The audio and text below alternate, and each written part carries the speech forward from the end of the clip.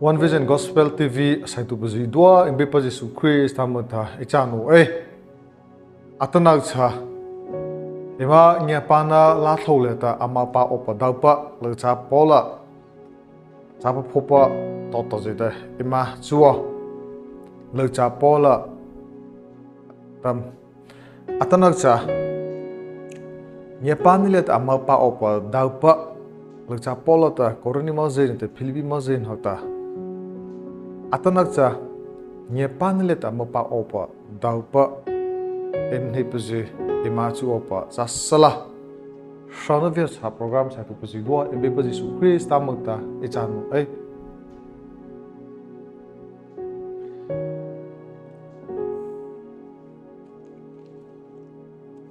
khasa pa bir hapa thaipa su thola to tan thlena emnei to o korani mazin hadal chapola cha phopai khana bapali cha ro churung lian chata kema izi na chupa cha opata icha ho kema izi na chupa cha opata icha ho ta patal cha pola ta korani mazin hata are chadai cha ve bar lai khana le ta ha na la tu pa cha te u ke so ta Christa ha ala tu pa icha ho pa rata chadai cha ve ha na la tu pa cha te u ke so ta Christa ha ala tu pa icha pa ho na rata Philippi bao thâu cha lấy suri lieta uno sai u ha na la pa cha sak te u so to cha amal pa o pata ke ma mane ne e chita se le ma hota u paji cha apa pata mag te u abai pata bi bena pe mo se amen la chana che gon ni to abai pai po kyum ne cha tu pa himangye pa na la tho le heta amal pa o pa dau pa ampan ha le pa vata onana pa na ta Christa khosina hau thai khole pa lupi ambe ta pa na na ta chaje amato na to thopo ta chaje ta ma pa ta pa hat thai no pata atama ema sermon ha ben ha pila ana thli tu bji do nakta marha puchu pu chhu tu pa na ta amarha le ta ma pa da pa pitu pam cha thai no pata ben ha na pi of the Jesus Christ am di cha hia amen tamata bi hai invore to le khata nge pan le ta amapa op dopa tapa onana pa sahlozi chata nata chitu momo phona paji so asa pa buta cha sia ko pata ha to zrai pa khagai tanata lo cha polata onana pa Philippine ta korani onana pa salon hata hana la pa chatiu ke na ma paula ke ma toji hoto to te ke ma ha na ma pa te uta pata are nga na chap he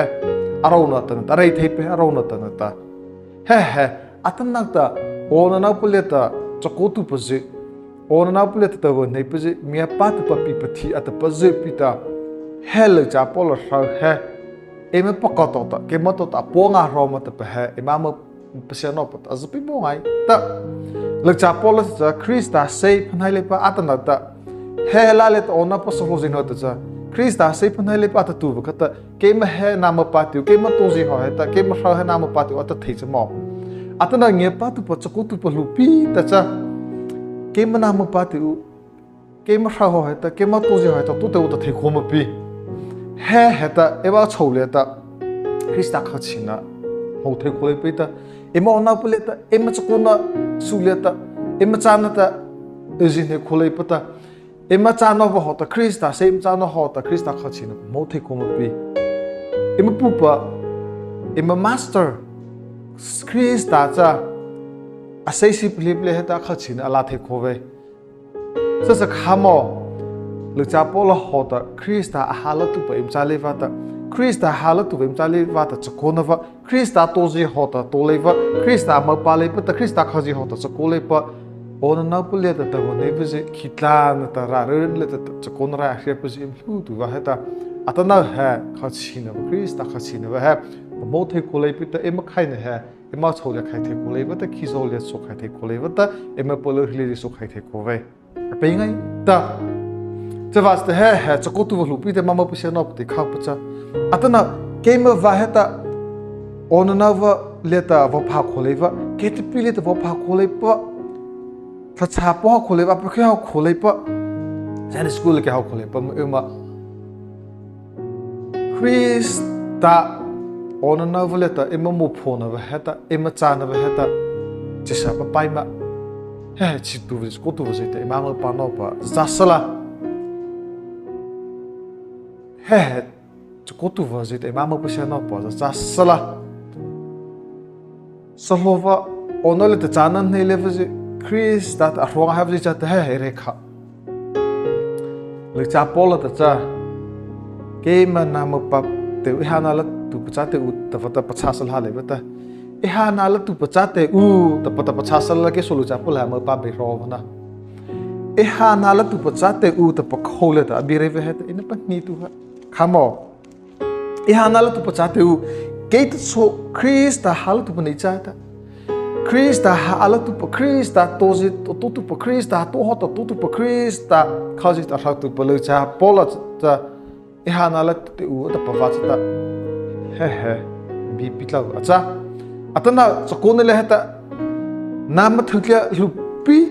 atana chakone le ta em pa thali pa ona na pa le ta thukya pa lupi malina va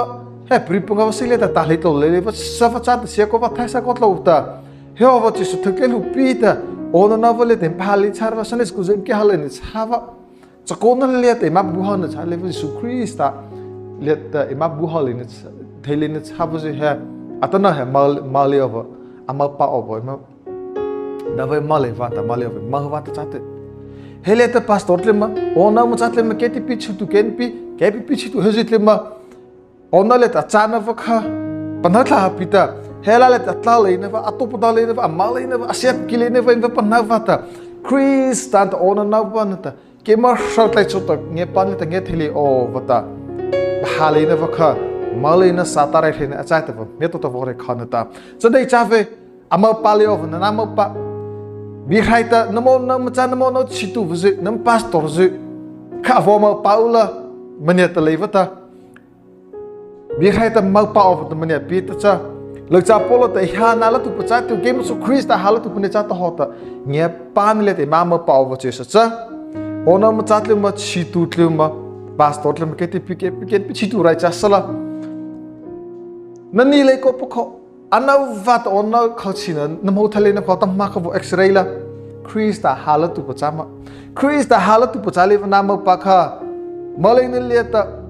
atache opata nyepan let ule opata Christa sai cha opata sata ta pasale na fata sata khaile ta ona na cha ta vore kha savasta mata savasta atam nauta ona naupa khalchina mo thale opata chi sa he na ploru le ta pakha na cha pi tu pakha malai na rashe na cha sa ta ona cha sa ta khaji na cha ta pa nagla ona na no po chi tu buzi chi sa ona ba chi sa khitla le no po ra chi tu sorai cha sala imam pa va impa sa sa chi sa va cha Christa khava tu va Christa hala tu pa Christa raje phutu acha ma ta va he ma pa she isila Zato chale ke am tlale nam sele na vata atlo kiva Jesu Christa deng etlota Jesu Christa lo japolo so kotla pul kile vata Jesu Christa halatu pachana katla pukina va Jesu Christa khava to na vakha hela nama patu ta thaina vacha sabata Jesu Christa khara khale ji ta hatu buzi ama tlale na leta vata hela Christa ona vakha chil na vana mo khole na vakha namakha Vara tali no vata pipithali ovata maiti palasi no vata malina va ta chithatan I haite pa avopa nagla zavasta he COVID-19 zi vata he fiji vata khachar khama va khulai pita he riji va pait pa khuna na zi va chi he ya chova dai tileta amopâ opa dopa pa nagta ona na va khube khulai na va san school ke be khulai na va na pipithali na va zi kha no chena vata ma vata he dai ti he nge pan le ma pse no ma vata a chena va je pa he vata pa khuthe va cha ti ta je sa va ma khole vata Christa halatu je dei ta ma vata khazawa nge pan le ta si o vata Jesu Christa mo ta Hrona ta Jesu Christa mo te cha ho he Hrona Viachhâh program vo sai tu ji ta he program na sai te pa vata Jesu Christa ta atana cha bida va cha ta cha bida ta kha cha palai sa o cha sa bidau cha ta Hrona achapio abe ta jido cha ta bena pi mo se amen